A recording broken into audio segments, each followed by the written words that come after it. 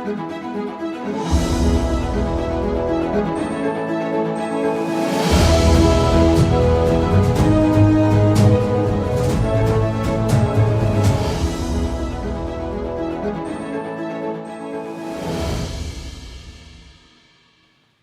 good evening. My name is Eugene Kwach and I will be your host for tonight. Welcome to The Insight, where we talk about matters current affairs. Tonight's show is a thought-provoking show where we delve into Kenya's diplomatic realm and reverberations of outspoken voices. Join us as we explore the impact of unapologetic behavior on the global stage, the mechanisms of accountability, and the powerful symphony of political protest. We unravel the tapestry of Kenya's diplomatic relations and seek answers to the harmonies that shape our nation's destiny. You get ready for an insightful journey filled with sweet melodies of inquiry and truth, all to find way out of this menace we are in as a country, in saving this country. And of course, we begin this discussion tonight, as we always do it. We bring with us different stakeholders. And tonight we have Kevin Olianga, who is Secretary General for Conservative Roundtable Association. Thank you so much, Mr. Kevin Olianga, for joining us for this conversation. Later on, much later, we may have other guests. But we are talking about saving the nation. And you can also join us in this conversation at GBS TV Kenya at UG Luchieng. At 2144 is our SMS line. You get to discuss with us and converse with us. We get to hear your views on the issues we're talking about. And I'll start with, of course, you, Mr. Olianga. I want to start this discussion with a diplomatic strain, an issue that is happening actually in our country, within our country. And this is the issue of US official Catherine Tai, and they actually refused to meet Moses Kuria, who is the Trade Cabinet Secretary. Refused to meet him because of his outspoken and unapologetic behavior. By this, what does this portend, and where does this put Kenya in the global diplomatic relations? If you can start with that. First, thank you for having me. Let me start by saying that first, I'm happy that Moses Kuria is a CS for trade and not for foreign affairs. That could have been worse if it was in foreign affairs. But just to come to the point of his behavior and utterances, some that are very dangerous to the country. If you find a cabinet secretary who goes into his official Twitter handle and put a message in his mother tongue, then you know where we are heading as a country. I think it's not a question of his utterance, it's a question of character. Okay. And I think mine will be the first is to urge the UD administration to put their house in order, because we seem to be in a mess when we are having people like, I'll not call him honorable because he's not, people like Moses Kuria, with behavior that shows clearly that he's either an alcoholic or is not sober in how he's addressing the issues to do with the trade, issues to do with his docket as a cabinet secretary for trade, or issues to do with Kenya development. Apart from the character, do you think that these utterances that he has actually been making, maybe that have been seen as an attack against maybe certain people or a certain group, maybe the media, do you think it has affected or will be affecting the relation of Kenya diplomatically, the diplomatic relations? Eugene, let me tell you, the docket of a cabinet secretary for trade is a very critical docket in country diplomatic relation with other countries. Okay. Because a cabinet secretary for trade is somebody that has to be sober, has to be focused, somebody that need to be able to be at par with the issues, global issues and the issues that affect the country. We should be seeing the cabinet secretary going around the way his counterpart in the foreign affairs docket has been trying to have some agreement being signed between Kenya and other parts of the world. But now, here we are seeing a man who is either not sure of what he's supposed to do as a cabinet secretary, leave alone the fact that he's not sober, and leave alone the fact that he cannot be keen on issues that affect Kenya. Because when you lower yourself to handling the issues of tribe, the issues of malignment, the issues of attacking individuals, and the issues of talking your mother tongue in a Twitter, then it means you've lost control of what you're supposed to do as a cabinet secretary for trade. And I think, I don't think the president need to take long to realize that he's losing traction in terms of attracting investment and attracting foreign investors in the country, and of course having a sober discussion with other countries in terms of global trade. And even as we speak, we're having a dangerous spat. It's just that it has not come to light. Okay. In our relation between our East Africa community partners. Okay, but I think this is not the first diplomatic strain we are facing as a country. Yes. Last week, just the other week, the president, now our president himself, was actually appointed to represent that IGAD in a peaceful talk in Sudan, to see a peaceful talk in Sudan. But he was actually refused. Those from Sudan actually denied or do not want our president. Do you think that maybe there is something that has actually affected, is this something that actually affects us, or maybe it's affecting Kenya's role and influence in the global diplomatic landscape, or even in the region? Yes, just to respond to that, I think the president rejection to be the chair or to lead the peace delegation of Sudan under the IGAD umbrella was not based on probably our internal politics or character per se, but was as a result of a policy direction that he has changed. You know, since independence, since 1965, Kenya has been pushing the policy of non-alignment. Non-alignment just basically mean that we've been doing our business quietly. The president, when he was campaigning then as a candidate, was categorical that we've been looking towards East for a very long time, and probably it's high time we look into the West and see if we can grow our economy in a better way. So to him, he thought that going to the West will be a better direction for his administration and for the government. But now it seems that he has made a U-turn. Now he's focusing more to the east. You can see his alteration against the what we call de-dollarization, the issue of mobilization in Africa, or mobilizing African leaders basically to look into the alternative to US dollar. I'm not saying such policy are bad, but basically I'm saying that the president should, and the foreign affairs docket, should not put Kenya into a situation where we are like kind of having a direction, or we are seen to be oriented to the east or to the west. I think our non-alignment policy, which started in 1965, has worked well, and that's why we were able to engage in a lot of diplomatic engagement and peace resolution. I can give you an example of Somali, when Kibaki in the forefront was able to create a stable government for the first time, the Islamic moderate courts in Somali, which later was affected by Ethiopian interference and of course invasion. Later on, before that, we were able to engage more in South Sudan. If CP agreement was signed here in Naivasha in Kenya, we even led South Sudan into a peaceful, what we call independence. You get in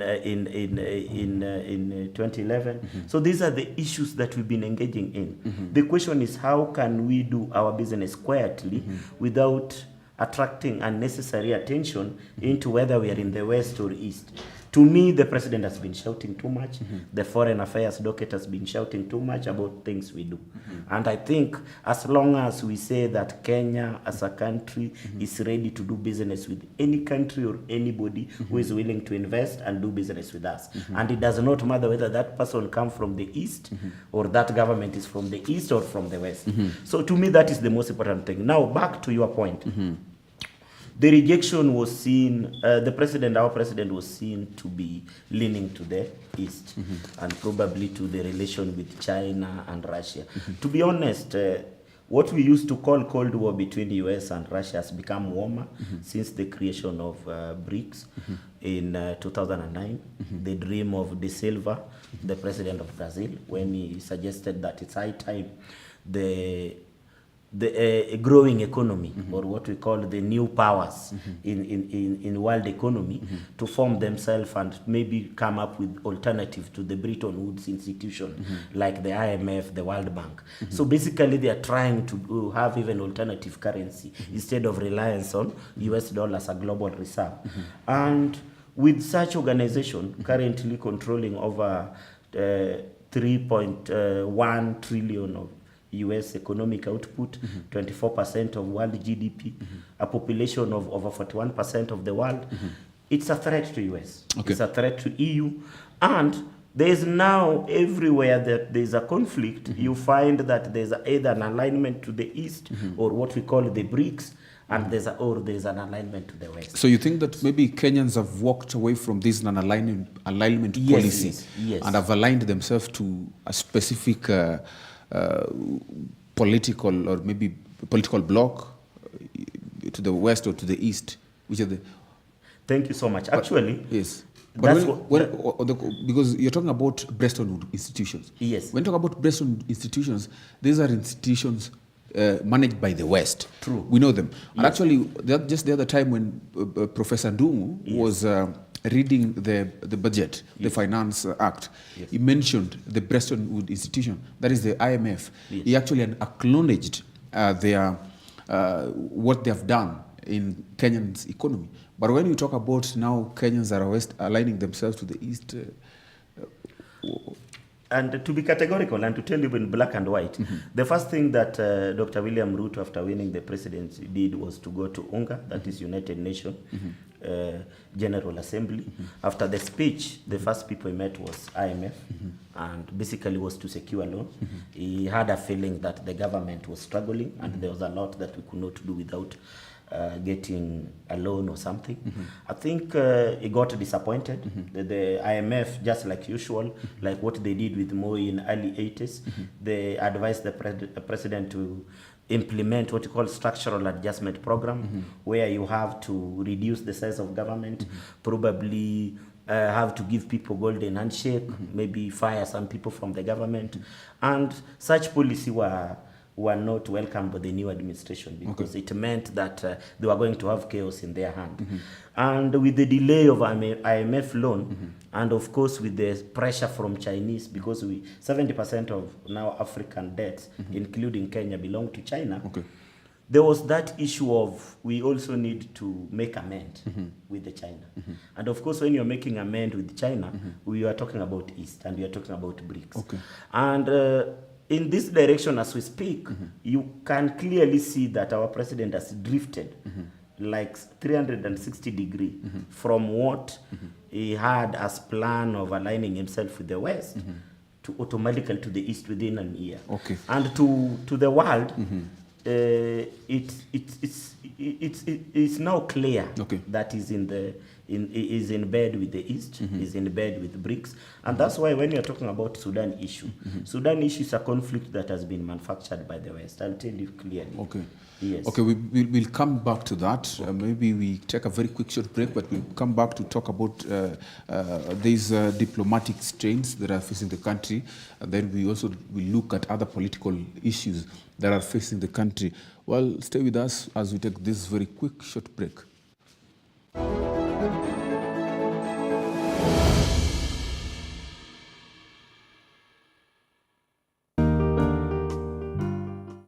So unashanga 18 aje? 18 ni mtu hata nikiwa 18 I was in ndio natoka high school. First of all, to protect yourself against something, you need to know what it is. So you first start by educating yourself. When she goes to town, she doesn't wear a skirt. That's how she prevents herself from being mentally abused ama sexually abused, because tuendeni shule tukae chini tusikize walimu venye wanasema. Let's read. Tusome tukue watu wako na akili. Tabia za unyama tuache. When you're being attacked, people don't help you. People record. And I'm like, huyu mwenye alikuwa na record. Ulikuwa unafanya nini? Hizi tunaleta tabia za msitu. Guys, we need to grow. A full father, you are there harassing a lady. Look at it in a situation like this. Culture. Those guys, those who practice FGM, for them it's something bigger than what sasa sisi tunaona. For them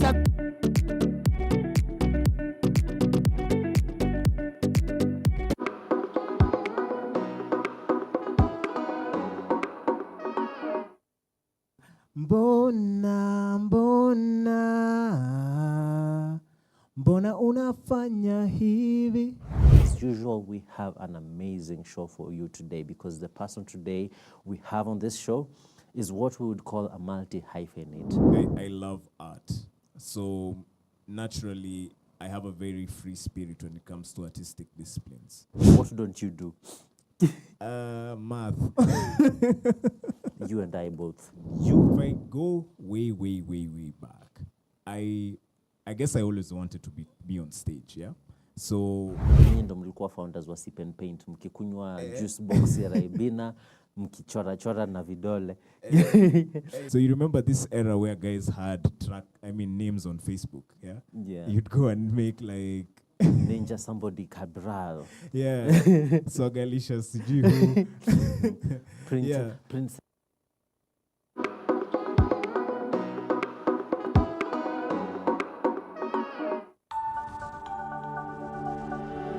Everywhere GBS.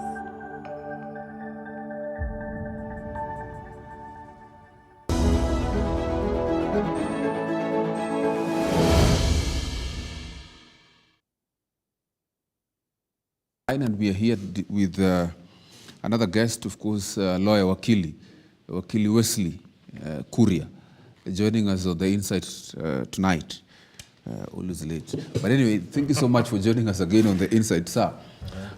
We're talking about diplomatic strain, issues that are actually affecting us within the country. And we were discussing a specific issue on Moses Kuria's issue that we saw that is between Catherine Tais, who is a US official, denying Moses Kuria to get access to where he was, to where she was for the meeting. What do you make of this? Because actually it was seen as a strain to the diplomatic relations between Kenya and even the US. Now, he was sharing with me that this is actually, it is not leading Kenya to the right direction. But now the major question is, what mechanisms does the Kenya government have in place to hold public officials accountable for controversial statements? Because it is not just Moses Kuria. We have seen and experienced this with many other leaders in the past. So if this is a diplomatic strain, then what mechanisms does the government have or put in place that can see that they can censure such people who speak things that actually may affect Kenya and its image? Wonderful. Thank you so much, Eugene, for having me. First of all, allow me to say very good evening to the viewers of GBS TV, more specifically to the viewers coming from the county of Laikipia, where is the county I come from. Now, to answer your question first, the issue that happened between the minister and foreign aids, to me, occurs to me, because right now, Africa and Kenya specifically, is in a very opportune moment. It is almost like the third revolution that we are experiencing in Africa. And to see that happen, albeit that the minister should be held account, the minister should be careful because you ought to conduct yourself with due diligence. However, I am of the opinion that convincingly, the United States is acting out of pocket. And this is the reason why. International law states that sovereignty of every nation should be respected by all other nations. So whatever Moses Kuria is saying, that is an internal issue. That is not an issue that should concern them and consequently affect diplomatic relations between us or strain them at the very least because of local issues. Because nothing Moses Kuria said is tangible or can be touched. When Moses Kuria talks about or speaks against the media, for example, the press, terms the press a prostitute, we understand that the freedom of the press is actually enshrined Article 33 of the Constitution, yes. Yes, in Article 33 of the Constitution, but not just in the Constitution, in Kenyan's Constitution, but this is something that is also in the international law. The media, the press, has got its own obligations to ensure a smooth democracy for a country. So, by Moses Kuria's remarks, and I do agree. I'm not disputing that his remarks were careless, especially with the media, and that one cannot go unexcused. But some of these comments, you need to separate where his duties enter and where his person enters, because this is not Moses Kuria that you have not known. This is Moses Kuria who has been there. This is the same man who was a governor candidate in the previous year. You do not change your skin in 1 year. Okay. In fact, lions don't change. Okay. The leopards don't change their stripes. They only get bigger. Let us talk about now the issues that, for example, you have just said that his remarks against the media is one that is abhorred, right? So, what has the government done, or what are there? Maybe what has the government done, or what is there to show that maybe the government put such people accountable for their actions or the remarks they make that may change the image of the country, the nation? You see, ministers and basically public officials are held to account by their very job description that they enter into while serving Kenyans. You ought to conduct yourself with utmost character. You ought to have good, high discipline. Those are things that encounter them within their JDs. So this is not something strange. But now it comes to question here: how do you measure to what extent is good character? Because good character is different from person to person. And in the very issue of the media, I want you to remember the question that has been asked, because we cannot also act like we do not live in this country. It has been a consistent theme by some media houses, not all, some, to carry certain narratives against certain people. So now when the question was put to the president, you remember what he said? What proof do you have? Of course, it's because, like, for example, last year leading up to the election, you saw the amount of media coverage that the deputy president then, who is now the president, got in comparison to the opposing candidate. That one, you do not need rocket science to join the dots. And just to touch on a point I did not finish on. Okay. In fact, right now in the international politics, that's why I said these are local issues. The foreign aids from America do not have the local standard to question us on that. And this is because we are constantly seeing an undermining of the sovereignty of African states. It happened with South Africa, where they were going to a peace conference in Poland. It has been seen in Kenya right now. We know the president is very vocal on the de-dollarization concept. So right now, I will not be surprised, because the same aide that is saying that he doesn't want to meet Moses Kuria was in a 3-hour State House meeting with the president. Isn't that duplicitous, considering you're refusing to see the person who takes orders from the powers that be? What was she hoping to achieve apart from a big PR stunt? Okay. Yes, see. I thank you, Brother Wesley, for your coverage into the issue of Moses Kuria. But I think you've taken us a bit aback in terms of maybe what we had handled. Maybe discussing one individual for a long time might look like there is really tentative thing that we are discussing that can make this man become different. The truth is that Moses Kuria behavior locally is wanting. This is a man whose character and demeanor does not qualify him to a docket of Cabinet Secretary Trade, which is a critical docket for Kenya growth. I think President should have fired him a long time ago, but it's a question of whether he want to wait longer. Probably we don't know what will happen in future, but the man character is wanting. And whether we discuss it for I don't know how long, it won't really change a thing. And just to move quickly. To say something, just to respond to what my brother Wesley has said, the issue of US interference in Kenya, probably sovereignty, should not come from, actually UDA should not complain at all. But these are the people who just stamp and said that we are going to the West. And clearly everything they were saying they no longer need the East. The fact that they have made a U-turn and now they are into the East does not make US bad. It's basically, it's their issue to handle. And to me, that does not qualify that Moses Kuria should continue doing things he's doing simply because US are saying this is somebody we cannot share a room with. Okay. Yes. Okay. And Wakili, I just wanted to maybe wrap up this issue. And as you tell us, where do you think maybe Kenya ranks in prominence, generally in international diplomacy? Because there's been a question of Kenya's Kenya losing its influence in the international or regional diplomacy. Bearing the other week, we saw President Ruto being appointed to lead a quartet that was to lead a conversation or a discussion, a talk in Sudan, a quartet for IGAD, but Sudan rejected the president. Kenya's been involved in so many diplomatic relations as early as 1963. Jomo Kenyatta handling many diplomatic issues, not only those that are affecting the regional bloc, the East African community, but even Africa and beyond. So where do you think Kenya is in terms of the diplomatic relations with other nations? And plus what you guys are saying, that Kenya's been shifting from east, west. I think Eugene, it's also to be it's also good to be very aware and cognizant of the geopolitics of our continent. One, we have to understand that every local geopolitical zone has its big boy. You go to the west, the big boy is Nigeria. Ghana is somewhere there, but Nigeria are the de facto big boys. You come into to the southern side of Africa, South Africa is the big boy there. Now, Kenya has always been the big boy within Eastern Africa. And now Kenya is leveraging itself to be the big boy within the Eastern and Central Africa. And you see what you're mentioning about the Sudanese conflict. This is one out of probably 6 conflicts we are in.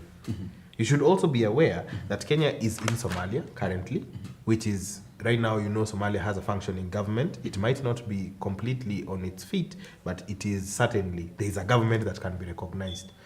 You go to the Tigrayan region and the Ethiopian conflict, Kenya is also there. You go into the Sudanese conflict, Kenya is also there. We talk about recently. Yes, even now. Okay. The Tigrayan conflict is still ongoing. You go to Uganda and the issue of M23 between Uganda and Congo and Rwanda, Kenya is still there. And the reason why I'm telling you I don't think we've lost mileage is because these are 2 generals who are fighting each other. Both who are leaders of military contingents. Of course, when one feels aggrieved, they are going to blame the party that is coming to mediate. This is a conflict 101. Okay. If you cannot agree with your enemy, you blame the referee. That is how it is. Okay. And just to now talk about something different that is actually facing our country as we speak, and that is the resurgence of protest that actually has become a prominent political tool in Kenya. Just on point, considering the fact that in 2018, or even before that, we have experienced handshakes, but after a passionate political protests against the powers that become. What do you think, now that we have a president, a government that is sitting, but they say, no, we are not going to have a handshake. Now, at this time that we have resurgence, re-energized protest, and of course the high cost of living, what happens? Eugene, allow me to make this point because it is very critical. Okay.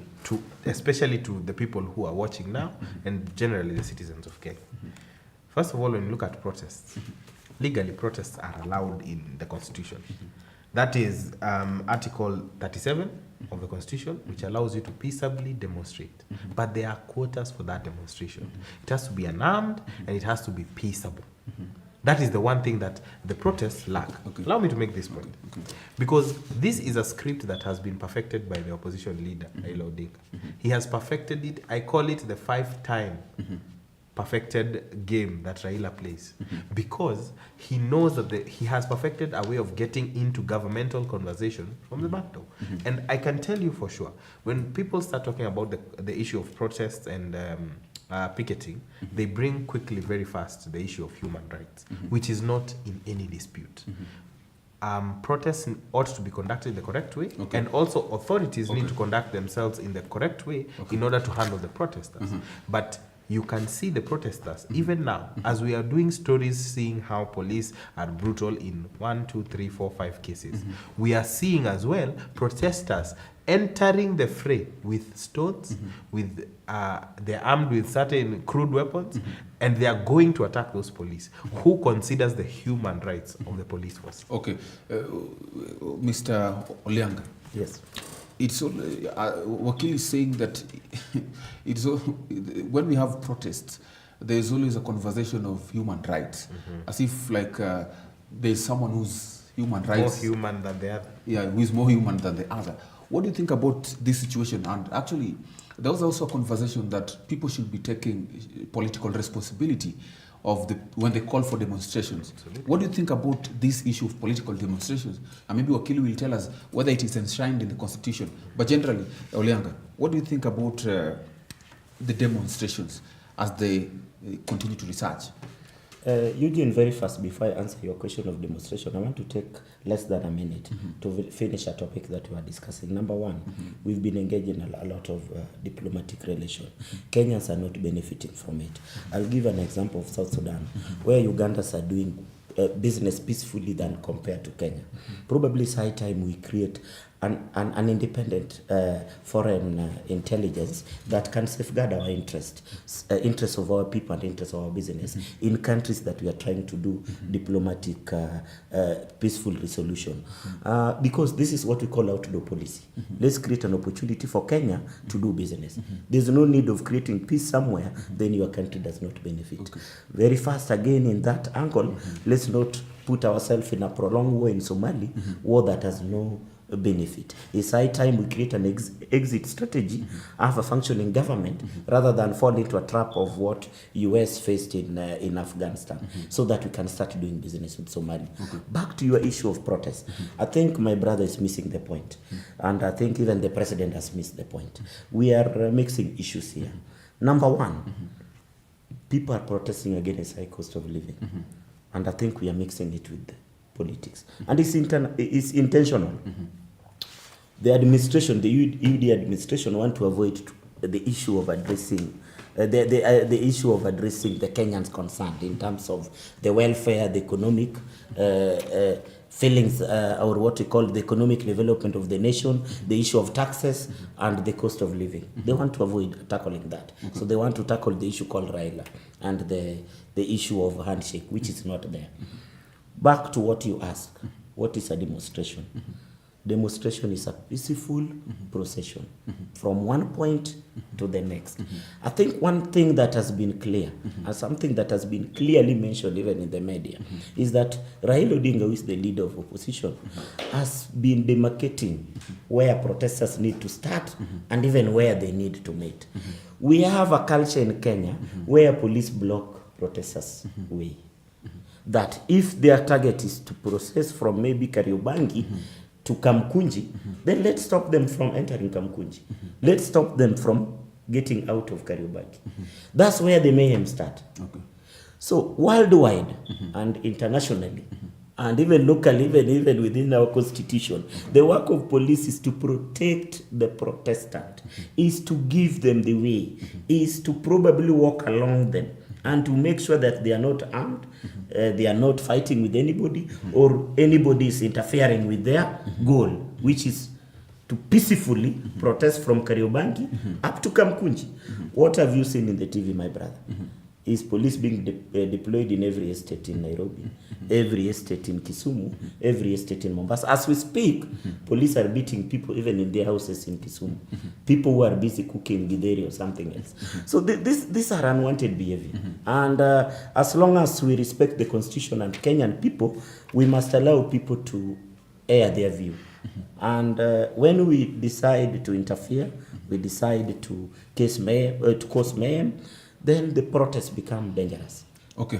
And that's where the looting begins, because the criminal element, of course, always among the protesters. And that is normal. Okay. Yes. Wakili, you've heard what Olianga is saying, that there's a conversational fallacy.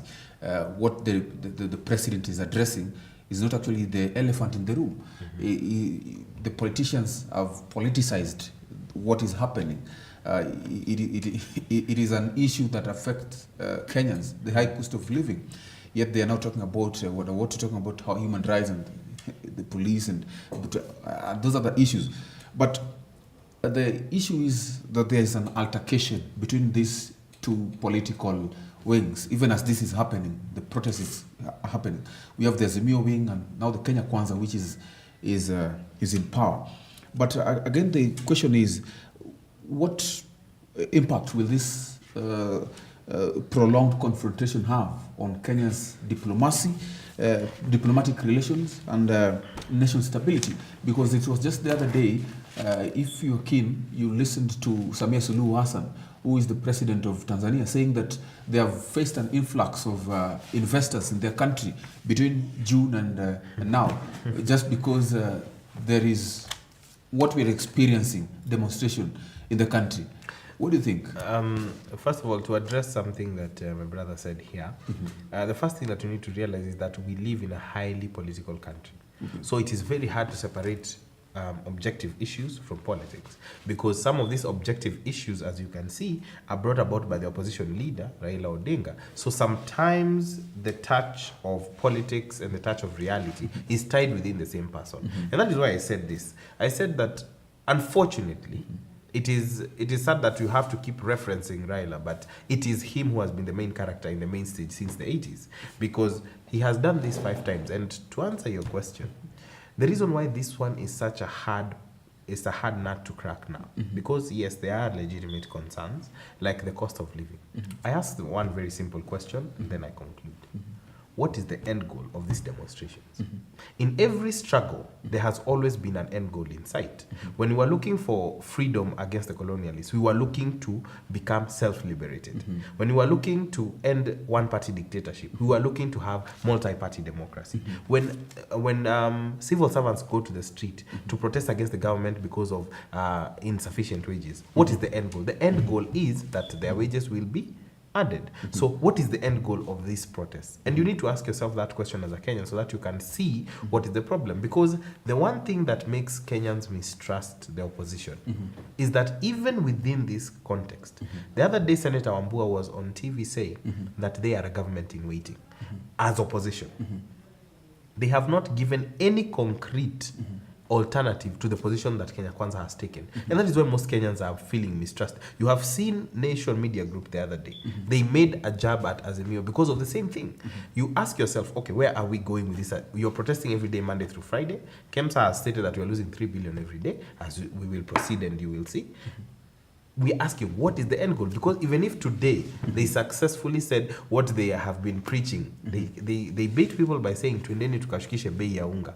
After 3 days, the bei ya unga is still the same. What is the end goal at the end? Because now you need to ask yourself, if for some reason, by some way, William Ruto were to vacate presidency, tomorrow Azimio as government would not have a concrete solution for Kenya.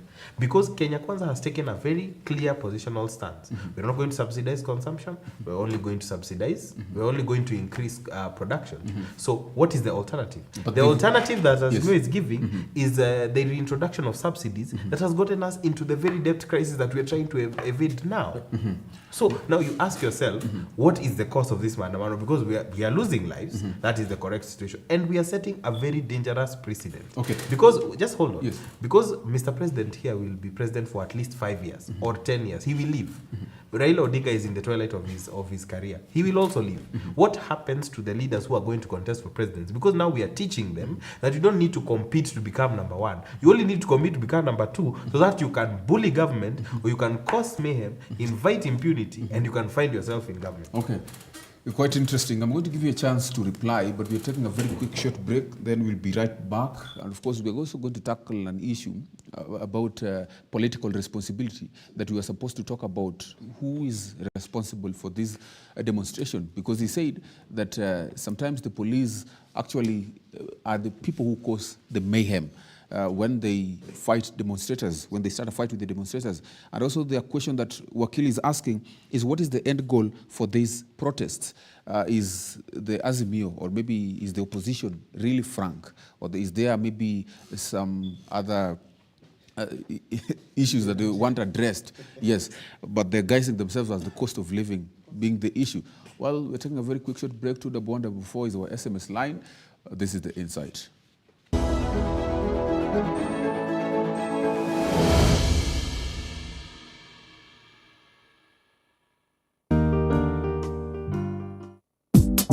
Our topic today is Silver Academy. What is Silver Academy? Assisting in the work of this, helping the elderly people in the society, how to take care of them, and also to make them happy. So the reason why we put this silver, so we want to make them to be happy. We want to make them to realize that they are not alone. We are there for them, and that's why we make this Silver Academy. We have different classes: English, Kiswahili, and singing choir, mindset, learning how to use smartphone. So if at all I'd call a senior citizen, tell him or her, come dance with me, come sing with me, and they say it's for the young ones. Is it because that we have already shown it to them? So these people are going to give them mind education. They will talk to them about their mind, how to change their mind, and also to open up to people. Kuna watu ambao wanawajali, hawajaachwa, bado they are still in our society. Yeah. We have guests who are going to help us to understand more about the senior citizen.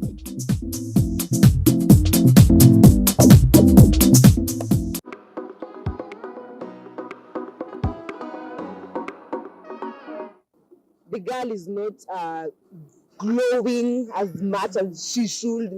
The guy is not putting any efforts, and he is also not glowing as he should. Like they're just there, wako tu hapo stagnant. Amoni nikaa pesa sasa zingine na kujanga nasafisha watu kidogo. Mwanaume ni effort. Sasa mimi naweza iangalia hivi, let's say you are dating and you are both stable, then you lose your job. Let us look at someone who respects us. Let's look at someone who is willing to see us grow. Let us have someone who is willing to see us have financial independence. You are after money na imekuwa like in relationships, that's where imekuwa kama biashara sasa. I'm in this relationship because I get money from it. So I think ni wasichana to grow up, tutafute pesa zetu. Yeah, so as long as you're happy, you stay there. Mrembo anaka kitu, mimi siwezi suka. Kwa nini?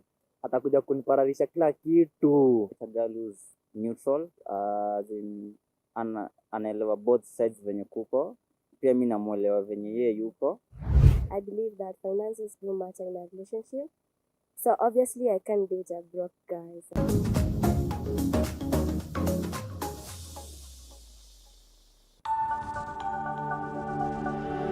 Everywhere, GBS.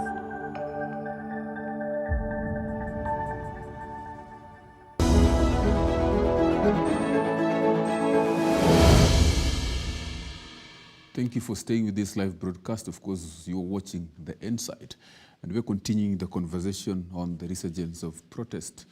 And Wakili here was talking and was asking a very critical question, asking Azimio, what is the end goal of this protest? And actually, we have even been seeing the altercations and a lot of things happening between the Azimio, which are leading this protest, and even the government. But again, the question is, maybe if you can just reply what he was talking about, what does Azimio really want from this? Do they really just want the cost of living to come down? Or what exactly do they want? Is there some hidden agenda from calling these demonstrations? Because there's also been conversations that Azimio only wants, there is a hidden agenda, something that they want, but they are guising themselves because of the high cost of living, which they know that, and they've mentioned before, is not just because of internal issues alone, but is also affected by global, has got also effects from the global sphere. What do you think? First, I think my response to Akil is that one, Kenyans are a victim of a dangerous bipolar politics of us versus them. And this thing has made us not to think straight. Okay.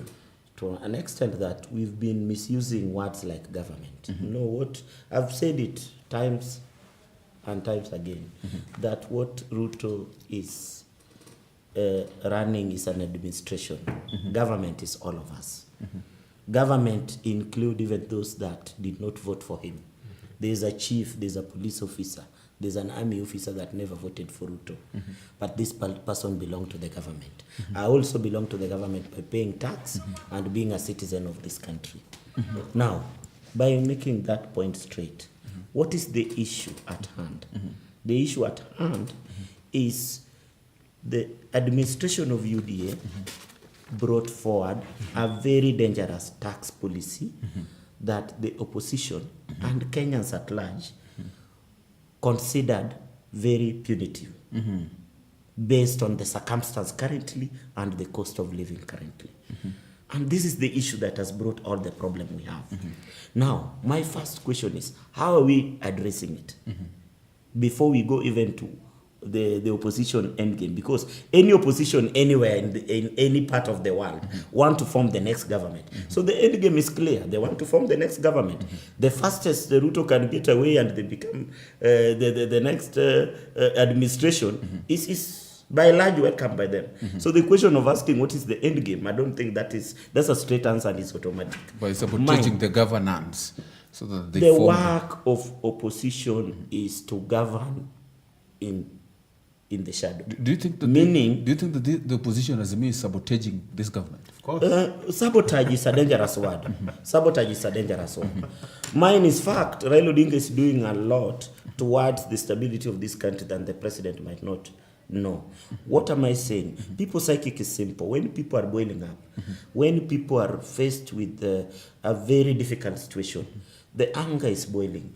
If you give them the opportunity to protest, if you give them the opportunity to talk, if you give them the opportunity to air their view, then they cool down. But if you want to silence people, my brother, I know Wakili has studied a bit of psychology. Silencing people does not mean there's peace. In fact, you are boiling what we call a dangerous concoction, or basically you are sitting in a powder keg where you don't know what can happen or who will begin the protest. Thank you so much. If Raila Odinga was to excuse himself from Kenyan politics, then I think Kenya will be in a dangerous ground than we are today, because he gives the opportunity to the citizen to air their view. And I think this is something that should be welcomed positively by the current administration. But they are not doing that. Instead, they are coining it handshake, government through the back door. I don't know, those are nasty things. For me, is that regardless of the end game of the opposition, the presidency or UDA as an administration has failed in its mandate in addressing the issues that Kenyans are raising. When you hear, allow me just a minute, when you hear a president saying that hata mukivaa sufuria for 15 years, the cost of living will not come down, then you are basically declaring that you as a president, you don't have a plan or ambition to make things better for your country. So I'm just asking you that because there's been altercation from both sides, which seem unyielding. Who will give in first, and at what cost? Thank you. To me, what Kenyans need to know, which probably they don't know, you know, there are things that you'll never maybe watch in a TV or get in a radio station, is that the big families are at war. I believe that probably the current administration is stepping on the toes of former president and maybe former prime minister in terms of their business environment. And these are realities.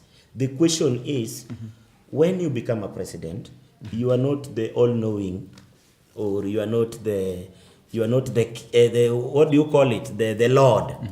Basically, it gives you an opportunity to have a fruitful discussion with everyone, with the opposition, with the former president, and everybody else, so that you can have a dialogue.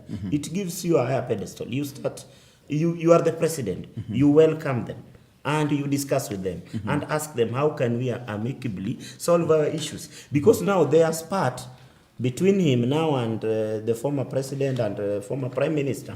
Probably it could be business, how they are relating in the Kenya as a market. But now it's affecting the nation in terms of stability. So the truth of the matter is that let them solve their issues through dialogue, through discussion, and the rhetoric that is going around by the UD administration of us versus them, the issues of saying that we are dealing with criminals, the issues that saying that after Tokevaso free for 15 years, cost of living will not come down, the issues of silencing people not to air their view or to protest. My brother, we are destroying the nation. Okay, Wakili, I want us to have this conversation about this protest. Yes, we talk about political responsibility. It's a conversation. People are saying that those who call for demonstration should actually pay for damages caused by the demonstrators. Is this enshrined in the Constitution? And maybe also you can tell us that how can generally we strike a balance between the right to protest and the responsibility to prevent distraction? Because you heard him say that the system that we have actually makes it quite difficult for Kenyan protesters to protest from point A to point B, because police will automatically know that these people will be coming, will be following these routes, and therefore will come and disperse them. As they disperse them, then they will have no specific routes. So everyone will be demonstrating everywhere. And then you cannot now control them because it's difficult. So people do whatever they do. So how is it going to be possible? Maybe you can tell us about, you told us about the legal framework of political responsibility. Now, the framework of protests is as simple as Article 37 puts it. Everyone has a right to demonstrate, everyone has a right to picket, but there are certain caveats to that. Now, the caveat is simply unarmed and peaceably, right? What the funny thing about Kenya is that Kenya has very pristine laws in writing and in technicality, but in practicality we fail a lot. Because as my brother here is putting it, it is true. Sometimes the presence of the police does aggravate the situation. But let us also not act like we don't live in Kenya. We know, and you can see. In fact, the media is the one that gives coverage to some of the people who are in, say, for example, Bunge la Mwananchi. And you can hear them clearly saying, if your shop is open, we won't steal, but we'll assume you are there to give us free things to facilitate the protest. That, quote unquote, is actually taking without consent, which is, again, theft. Now, that is the exact reason when I, as a business person, hear that, I will not risk opening my business. And that's why I'm telling you, where can we strike the balance between protesting and the protecting of protesters? In fact, right now, it is a timely conversation because the MP from Mbeere North, G.K. Roko, has set out a proposal that will start to govern the law of protesting. But again, that law has been met with a bit of opposition because they are saying, now you want to control how we demonstrate. Of course, we have to control how people demonstrate. Because again, what you have been referring to here is not a Kenyan situation. It's a utopian situation. And I'll give you a situation between South Africa and Kenya. When the EFF in South Africa were demonstrating against the power outages and the living situation in South Africa, they called it the national shutdown. You saw how their protests were. Everybody was dressed a particular way so that police could identify this one is part of the protest. They were walking in a single file, a mass of people, but in a single file. And the police were on the sides. And there was no violence. People would dance, even sometimes menacingly at the police. But the police did not act upon provocation. Now here you see, in the morning, people are telling the police, come with tear gas. Throw tear gas at us. Do not leave the house without tear gas, because if you leave the house without tear gas, you are misusing our taxes. These are the same people who now, once they get hurt by that police, and I'm about to quote for you a section of the Police Act. Once they get hurt from provoking the police, you will hear the human rights activists say that the police are acting in human rights. And again, it ties back to the geopolitics that I was talking about. We just saw recently the UN write a letter that they are concerned about the protests in Kenya, without consideration of the police, who we have seen get clobbered, get thrown at stones. And let me quote for you what the Police Act says. Police Act in the 6th schedule defines when police are supposed to use force. In fact, in section 1 and 2, they stipulate that police should use non-violent means first. And should their violence be occasioned, it should be proportionate to the threat to them. And in the use of firearm proceedingly, they state in which situations that firearms should be used. In A, B, and C, they state when you're saving the life of people or a fellow policeman. Have we seen that situation even from the media's own coverage? Yes, we have seen that situation where police have sent other contingents to go save police who have been stranded in a demonstration area. They are being clobbered and they have to stay in a corner. B says that in self-defense. That is self-explanatory. And C says in protection of life and property. That is why when the Interior Minister, C.S. Kithure Kindiki, says we will do anything to protect people's property, it is within the enshrinement of the law. Okay, I get your point, but I have just one simple question for you. Maybe before I give you a chance to talk and maybe wrap up. There's also this issue of urgency. You see, I've kind of witnessed a lot of demonstrations. And when we have peaceful protests, it kind of creates what we call a campaign. It's like a campaign for that this issue exists, and therefore it's just informing. It's just to inform the people that are in power that there is this issue. But when now we have the violent and the destruction of property, it kind of gives the vibe that, look, this is quite kind of urgent.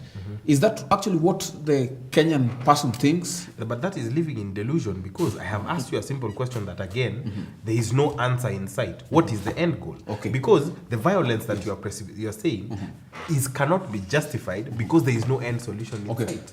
And the peaceful protest all world over do have effect. In Paris, these people went and blocked a road that was a major road into the Paris city, and they built a wall inside the road. So consequently, the economy was stalled, and the president had to act. Olianga, who is losing? I think we are first, before even I go to who is losing, we are mixing issues here.